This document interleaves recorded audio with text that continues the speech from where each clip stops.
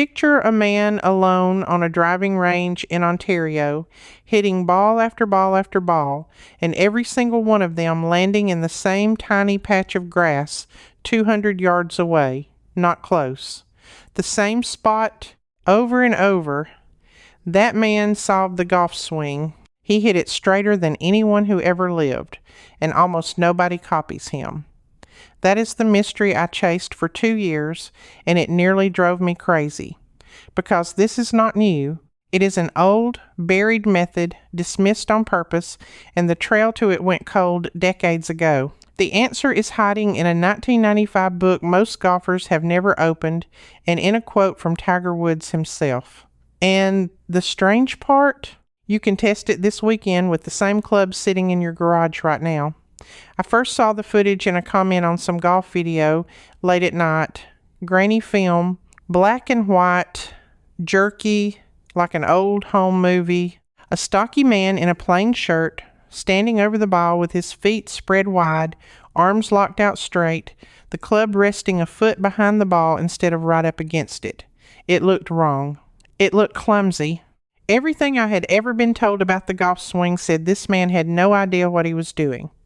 Then he swung, and the ball took off like it was fired from a rifle. Dead straight, no curve, no wobble. Then another. Same flight, same line, same landing. I sat there watching a man do the one thing every golfer on earth is trying to do, and he made it look like breathing. So I did what I always do when something breaks the rules I was handed. I started digging.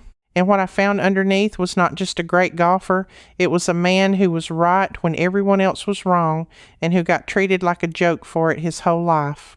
His name was Moe Norman. Everyone called him Moe. He was born in Kitchener, Ontario on the 10th of July, 1929, into a poor family during the Depression. He caddied as a boy. He never had lessons. Nobody taught him a proper swing, and that turned out to be the most important thing about him. They called him Pipeline Moe, because his ball flight was so straight it looked like it was rolling down a pipe. Lee Trevino, a man who won 6 major championships and knew a thing or two about ball striking, said flat out that Moe Norman was the greatest striker of a golf ball he ever saw. Not one of the greatest. The greatest. And here is where the mystery first grabbed me by the collar. A man that good, that accurate, admired by the best players alive, and the golf world just walked past him. He never got rich. He never won on the big American tour. Most weekend golfers today have never heard his name. How does that happen? How do you be the most accurate ball striker in history and end up forgotten? I kept pulling the thread, and the deeper I went, the stranger it got. Because the people who watched Moe up close did not just admire him. They were stunned by him in a way that almost frightened them. There is a story from a clinic he gave. Someone asked him to hit a green 200 and some yards away over water. Moe said he did not want to lose his ball in the pond, so instead he aimed at a bridge crossing that water and bounced the ball across it onto the green. On purpose, he treated a golf shot the way you and I treat flipping a light switch. At another exhibition, he was asked to hit driver, and someone joked they would go stand out in the fairway to catch it. Moe waved them off and told them to just hold up a shag bag, and he peppered it. He once hit balls for a demonstration and put them one after another into a bucket set out on the range. People stopped hitting their own shots just to watch him. Grown men, good players, standing there with their mouths open. He set course records everywhere he went. Depending on who you ask, more than 30 of them. He shot rounds in the low 60s again and again, back when equipment was wooden-headed and the balls flew shorter. He made holes in one by the dozen. Officially, the number people repeat is 17. And through all of it, he could stand on a range and hit that same tight window for hours until his hands bled, because he simply loved to hit golf balls more than he loved anything else on this earth. So I had my man. I had a genius. What I did not have yet was the answer to the question that would not let me sleep. Why did they ignore him? Why, if this man had cracked the code, did the entire golf world decide not to learn from him? And when I finally found that answer, it made me angry. because it had almost nothing to do with golf. Here's the truth I dug up, and it is an ugly one. Moe Norman was not built to be a star, and the people who ran golf did not like the way he looked doing it. Moe was different. Today we would almost certainly say he was on the autism spectrum. He was shy to the point of pain around strangers. He talked fast, in short bursts, sometimes repeating himself. He did not make easy eye contact. He wore clothes that did not match. As a boy, he had been struck by a car while sledding, and it left him even more withdrawn. In big crowds, at fancy clubs, among the polished men who ran professional golf in the 1950s, Moe did not fit, and they made sure he knew it. When he played in the Masters at Augusta in 1956, having earned his way there by winning the Canadian Amateur, the story goes that some of the members and pros there tried to fix his swing. They told this man, who could already hit it dead straight all day long, that he was doing it wrong. He got so flustered and hurt that he left. He walked away from the most famous tournament in golf because he did not feel welcome, and because people who could not hold his coat as ball strikers were telling him to change. That is the villain I had been circling. It was not a person. It was a whole culture. Professional golf in that era was a country club world. Buttoned up, image conscious, obsessed with how a swing looked as much as what it did. And Moe's swing broke every rule in the picture book. Think about what you have been taught to admire. A tall, elegant, flowing swing. Arms that fold gracefully. A swing that looks pretty on the cover of a magazine. That look became the product. That look is what teachers sold, what magazines photographed, what equipment ads were built around. A short, stocky man from Ontario who set the club down a foot behind the ball and swung with stiff, locked arms did not sell that dream. He threatened it. Because here's the thing that must have terrified them. If a self-taught eccentric could outstrike every polished professional in the game using a swing that looked completely unorthodox, then maybe everything they were selling about the beautiful, complicated, hard-to-learn swing was wrong. Maybe the swing did not need to be that hard, and an industry does not make money teaching you something that is simple, so they did the easy thing. They laughed at him. They called him a range act, a novelty, a clown who could hit balls but could not handle the pressure. They let his differences become the whole story, and they buried the one thing that actually mattered, which was that his method worked better than theirs. I found this pattern so familiar it hurt. It is the same thing I have seen with old home remedies, with thrift methods, with every simple, cheap, effective thing that got shoved aside because someone could not make $1 off it. When a plain answer embarrasses a profitable, complicated one, the plain answer gets called foolish, and the man who carries it gets called a fool. But calling Moe a fool did not make his ball curve. That was the crack in their story. And once I saw the crack, I had to know what was actually happening inside that strange, ugly, perfect swing. Because if the establishment was wrong about the man, they might be wrong about the method too. And they were. So let me show you what his swing actually did. Because this is where it stops being a sad story and starts being useful to you. Every normal golf swing you have ever been taught is what teachers call a two-plane swing, or a multi-plane swing. That means the club travels on one angle going back and a different angle coming down, and your body has to make a series of split-second corrections to get everything to meet the ball squarely at impact. Your arms lift onto one line, then have to drop and reroute onto another line, all in about 1 second. It is a small miracle it works at all, and for most people, most of the time, it does not. That is why the average golfer slices the ball into the trees and never really gets better no matter how many lessons they buy. Moe did something completely different. He built what is now called a single plane swing. He set himself up so that his arms and the club shaft formed one straight line down to the ball at address. In other words, he started in almost the exact position most golfers only reach for a split second at impact. Then he simply took the club back and brought it down on that same single line, back and through on one plane. Fewer moving parts, fewer corrections, fewer things to go wrong under pressure. Think about that for a moment.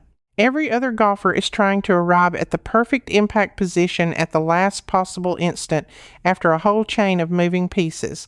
Moe just started there and never left. He removed the guesswork. He removed the timing that fails you when your hands are shaking on the last hole.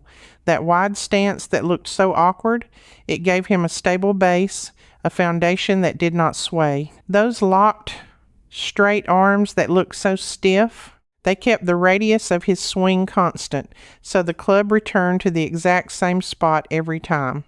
Setting the club head a foot behind the ball, that was genius.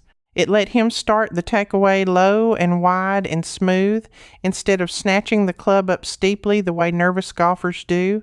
Every single thing that looked wrong was actually solving a problem the pretty swing creates. And that is exactly the thing I keep coming back to. The fat shots, the thin shots, the sudden chunk out of nowhere, those are not 100 separate flaws. They are one flaw, and it lives in where the bottom of your swing actually happens.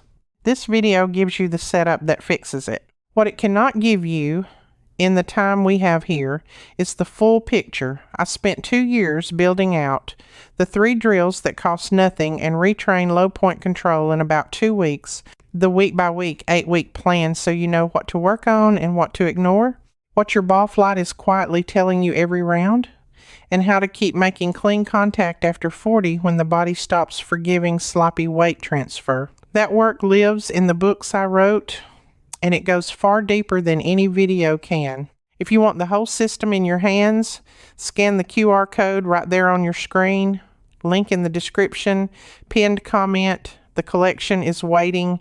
Then come back here, because the more I studied this method, the clearer it became that Moe was not guessing, and the people with the machines eventually proved it, and the science has caught up with him. Modern biomechanics researchers, the people who put sensors on golfers and measure every angle, have looked hard at the single plane idea. When you reduce the number of planes the club travels on, you reduce the number of variables you have to control, and you get more consistent contact. That is not opinion, that is geometry. The fewer times you have to change direction and reroute, the less chance you have to make a mistake. Moe understood in his bones, without a single lesson, what it took laboratories with high-speed cameras decades to confirm. Now, I know exactly what some of you are thinking right now, because I thought it too. You are thinking, this is fascinating, but I am not a professional. I am not going to rebuild my whole swing. This is not for me. So let me stop right here and talk to you directly, because this next part is built for the person who assumes it is too much trouble. You do not have to rebuild anything. You do not need a lesson. You do not need to buy a thing. You already own everything you need, and you can feel the core of Moe's discovery in about 5 minutes in your living room or your backyard. Here is what I want you to try. Take any club you own, even a putter or an iron, and just hold it out in front of you. Now, before you even think about swinging, set yourself up the way Moe did. Stand a little wider than normal. Feet planted solid, grip down and let your arms hang. Then push your hands out slightly so that your lead arm and the club shaft make one straight line all the way from your shoulder down to the club head. No angle at your wrist breaking the line. One clean line. That is the whole secret in its simplest form. You have just put your body into the impact position before you have moved an inch. Feel how solid that is. Feel how there is nothing left to figure out. Most golfers spend a lifetime and thousands of dollars trying to reach that exact position for 1/100th of a second at the bottom of their swing. You just started there. Now, if you want to feel the rest of it, set the club head down about a hand's width behind an imaginary ball and make a slow, smooth motion back and through, keeping that straight line as long as you can, keeping your arms extended, letting your body turn around that stable base. Do it slowly. 10 times. You are not trying to hit anything hard. You are teaching your body what one plane feels like, what consistency feels like, what Moe felt every day of his life. I did this in my own kitchen the first week I found him, with an old 7-iron, feeling ridiculous. And the next time I actually went and hit balls, something had changed. My contact was cleaner. The ball started going where I aimed. Not perfect. I am no Moe Norman and never will be, but better immediately, for free, using the club I already had. That is the moment I stopped being a skeptic and became a believer. That is the moment I knew I had to keep chasing the rest of this story to the very end. Because here is what still did not add up. If the method was this good, and this simple, and this provable, someone with money and power should have eventually recognized it. Somebody should have made this right.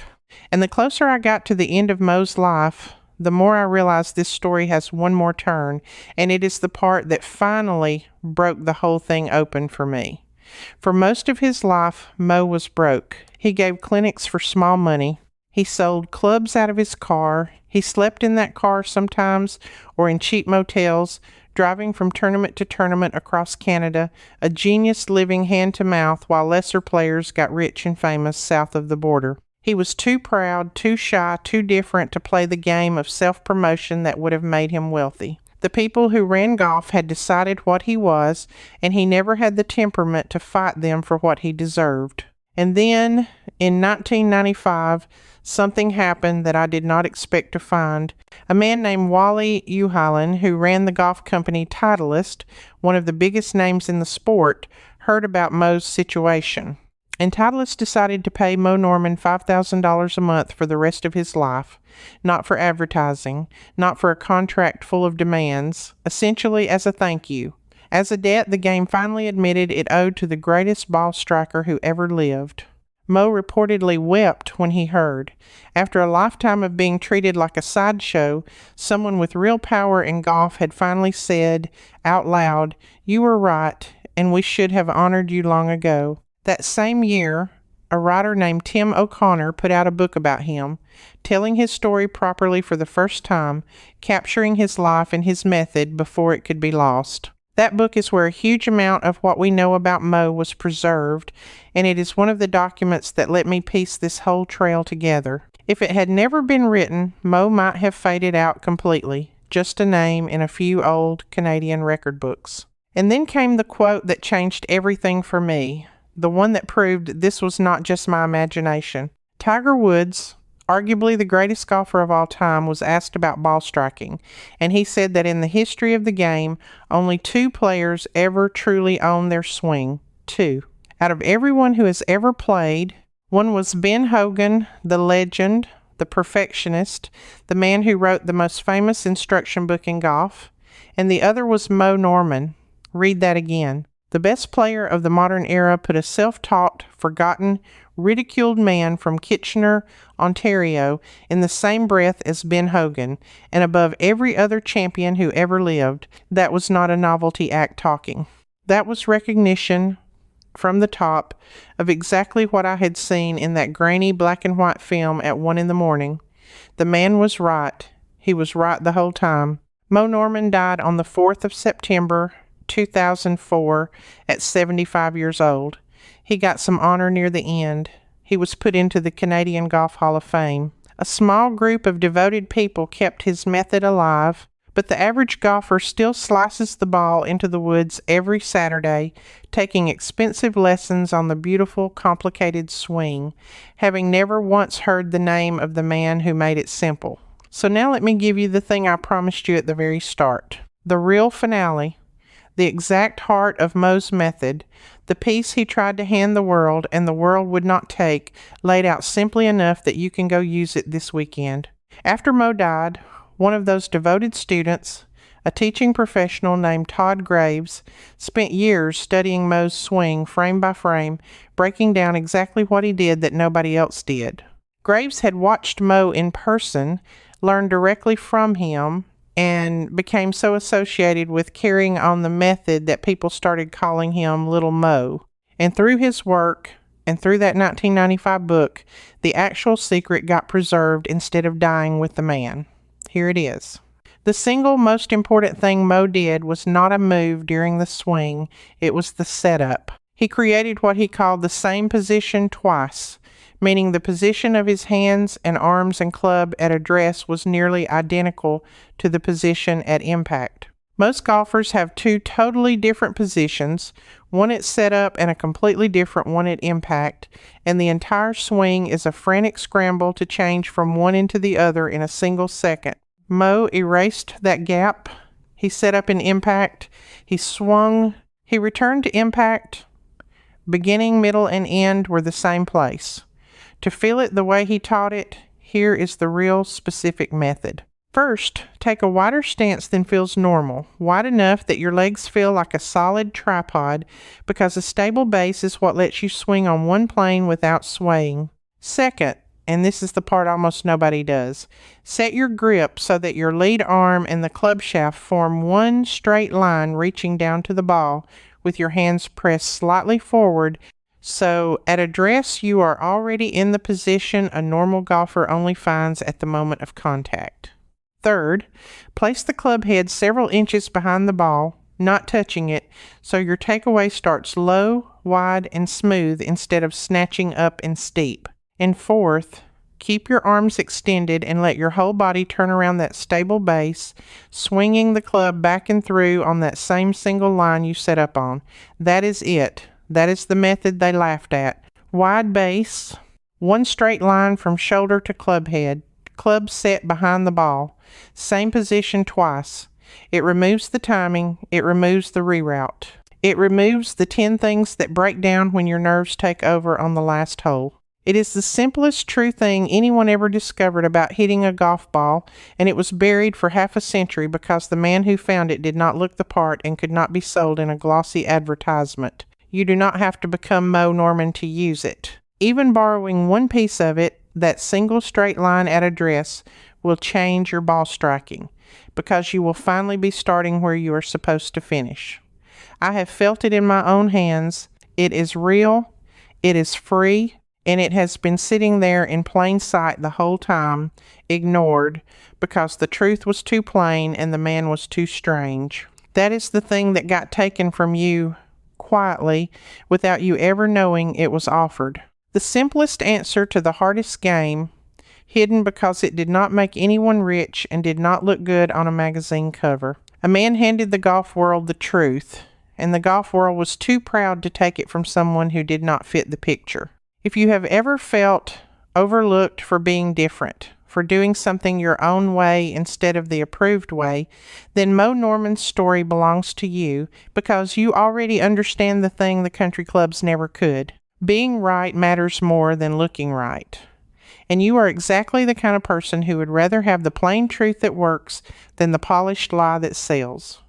So tell me something down in the comments. Have you ever been taught the complicated version of something when a simple version was sitting right there the whole time?